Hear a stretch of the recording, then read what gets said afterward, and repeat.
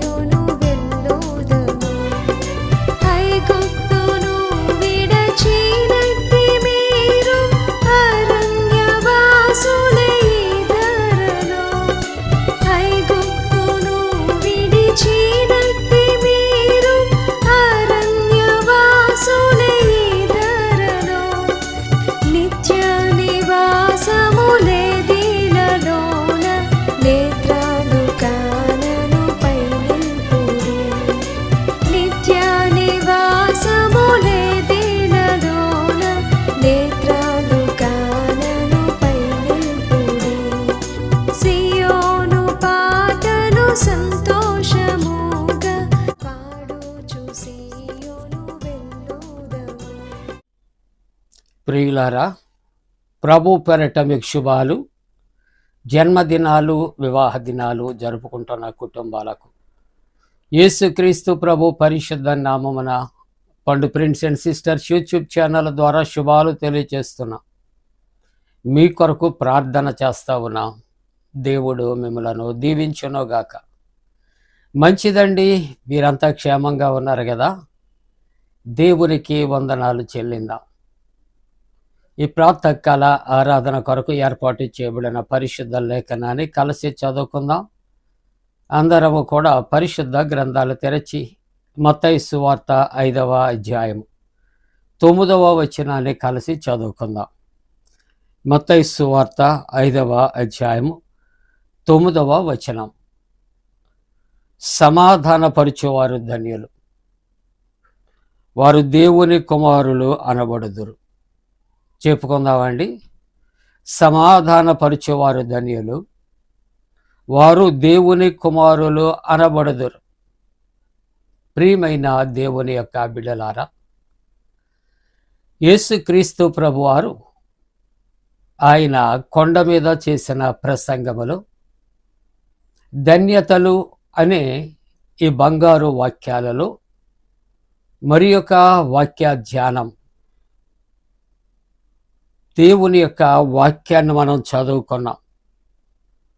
సమాధానపరచబడుట, సమాధానపరచుట. ఎవరైతే సమాధానపరుస్తామో వారు దేవుని కుమారులు అని మనం పిలువబడతాం. సహజంగా ఆలోచన చేస్తున్నప్పుడు చాలా మందిని చాలా స్థలాలలో చూస్తూ ఉంటాం. సమస్యలు తల ఎత్తినప్పుడు సమాధానపరిచేవారు చాలామంది ఉంటారు. కొంతమందిని మనం చూస్తూ ఉన్నప్పుడు సమస్యలు ఎక్కువ కావటానికి ప్రయత్నం చేస్తుంటారు. రెండు విషయాలు మనకు తెలుసు. యేసుక్రీస్తు ప్రభు తాను చెప్పుచున్నటువంటి మాటలు సమాధానపరచాలి. మీరు సమాధానపరచగలిగితే మీరు ధన్యులు. మీరు దేవుని కుమారులు అనబడతారు. అందుకనే యేసుక్రీస్తు ప్రభువు కొరకు ఆయన జననానికి ముందుగానే ప్రవచనాలు, దాని సారాంశం యెషయా గ్రంథములో 9వ అధ్యాయములో 6వ వచనం నుండి చదువుతూ ఉంటున్నప్పుడు ఆయనకు సమాధానకర్త అధిపతి అని పేరు పెట్టబడాను. ప్రిన్స్ ఆఫ్ పీస్ అని చెబుతున్నా. అసలు లోకములోనికి ఎందుకు వచ్చారు అనే ఒక్క మాట ఈ సందర్భానికి అనుగుణంగా మాట్లాడుకుంటే సమాధానపరచటానికి వచ్చారు. లోకమంతా సంతోష సమాధానాలతో ఉండాలని తండ్రి దేవుని యొక్క ఉద్దేశ్యం. కానీ అపవాది ఈ లోకములోనికి ప్రవేశించి మానవుడు సమాధానాన్ని కోల్పోయేటట్లుగా తాను ప్రయత్నించాడు, తను సఫలము అయ్యాడు. కాబట్టి ప్రభు యొక్క ఉద్దేశ్యము సమాధానపరచు బిడ్డగా ఉండాలి, సమాధానపరచువాడిగా ఉండాలి. సమాధానము అనగా శాంతి అనే మాట. ఈ యొక్క సమాధానము అనే మాటకు షాలోమ్ అని చెప్పబడుతుంది. సమాధానం. సమాధానానికి ఇంగ్లీష్లో పదము పీస్ అనే మాట. పరిశుద్ధ గ్రంథములో మనం ఆది కాండములో చూస్తే మొట్టమొదటిగా అన్నదమ్ముల మధ్య అశాంతి ప్రవేశించింది. హేబేలు విషయాల్లో కయ్యను చంపటానికి కారణం సమాధానం లేకపోవటమే. అలాగే యోసేపు యొక్క అన్నదమ్ములు కూడా యోసేపుని చంపటానికి ప్రయత్నం చేయటానికి కలిగిన కారణం వారిలో సమాధానము లేకపోవట. కానీ యేసు ప్రభువారు ఆయన లోకానికి చెప్పే ఒక ధన్యత, బంగారు వాక్యం ఏమిటని ఆలోచన చేస్తే, సమాధానపరచు వారు ధన్యులు, వారు ఏమవుతారు అని చెబుతుంటే దేవుని యొక్క వాక్యములో దేవుని కుమారులు అనబడతారు. అందుకనే 34వ సంకీర్తన 14వ వచనములో సమాధానమును వెదకాలి. మనం లోకములో అన్నీ వెతుకుతాం, అవసరమైనవి తప్ప. అందరినీ వెతుకుతాం, అవసరమైనటువంటి వారిని మాత్రము తప్ప. కానీ ప్రభు యొక్క వాక్యం అంటుంది సమాధానమును వెదకాలి. వెదకి రెండవది ఏం చేయాలంటే దానిని వెంటాడు. ఇప్పుడు సమాధానము ఎవరు? యేసుక్రీస్తు ప్రభు. ఆయనే సమాధానకర్త. ఆయన అంటున్నాడు, నా శాంతిని మీకు అనుగ్రహిస్తూ ఉన్నాను, మీకు సమాధానము కలుగునుగాక. లూకా సువార్తలో 2వ అధ్యాయంలో 14వ వచనములో ఆయన అంటున్నాడు, ఆయనకి ఇష్టలైన మనుషులకు భూమి మీద సమాధానం. దేవుని యొక్క సమాధానం పొందుకోవాలి అంటే ఆయనకి ఇష్టలుగా జీవించాలి, ఆయన వెదకాలి, వెంటాడాలి, ఆయన్ని కలిగి ఉండాలి. సమాధానకర్త అయిన యేసు ప్రభుని హృదయంలో ప్రతిష్ఠించుకోవాలి.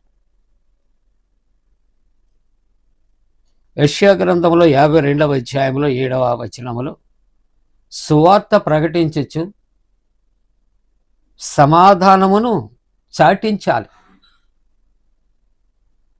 సువార్త ప్రకటించవలసిన భారము మన మీద ఉంది, సమాధానాన్ని కూడా చాటించవలసినటువంటి అవసరత. అందుకే 470వ కీర్తనలో చాటించుడి మనుష్య జాతికి యేసు నామము.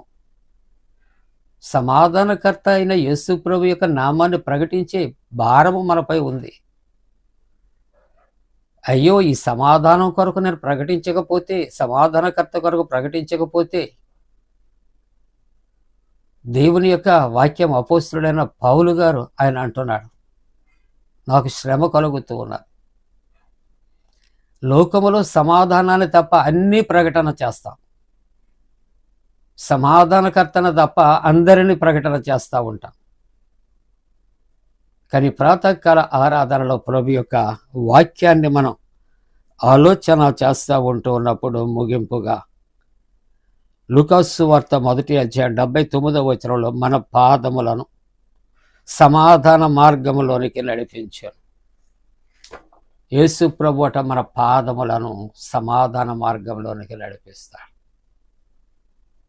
ప్రభు అంటున్నాడు, ఆయన సమాధానపరిచేవారు ధన్యులు, వారు దేవుని కుమారులు అనబడతారు. మన దేవుని కుమారులముగా మనం పిలువబడాలి. లోకములో అశాంతిని మనం ఒకవేళ ఎంకరేజ్ చేసేవారేముగా కాదు,